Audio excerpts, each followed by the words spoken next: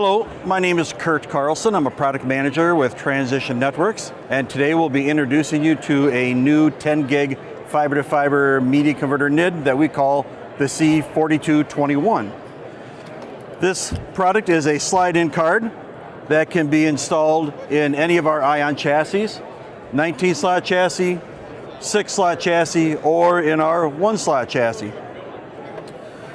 The product has 3 ports on it, 2 10 gig SFP Plus ports that will support any SFP module.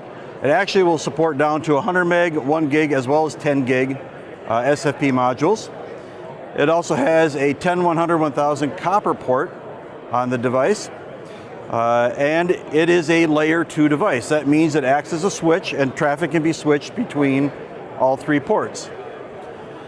Being a layer 2 device, it does support a variety of advanced layer 2 features, such as bandwidth allocation or in remote management.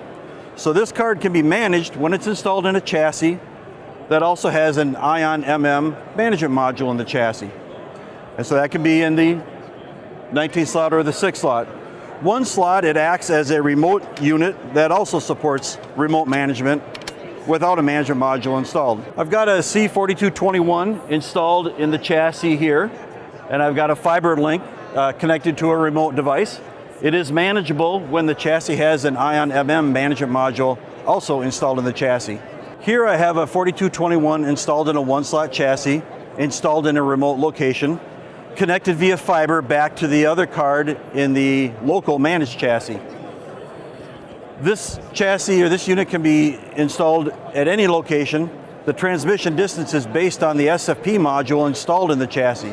So whether it's single mode or multi-mode, and the 10 gig distances that are supported by that module. The significant thing is that this unit can be managed in its remote location by the local chassis and the card in that chassis with a management module. So you don't have to go out to the customer site to see the unit. It can all be managed and configured remotely. The C4221 fits into a few primary applications. First off, being a business Ethernet application. So a telecommunications company might want to be delivering 10 gig services to their customer. You can install 1 card at your central office, the remote card in a 1-slot chassis at the customer site. It would serve the purpose as the demarcation between the public network and the private network. And it gives you full management of that link, so you can see the remote device, port status, configuration, firmware upgrades, and bandwidth allocation.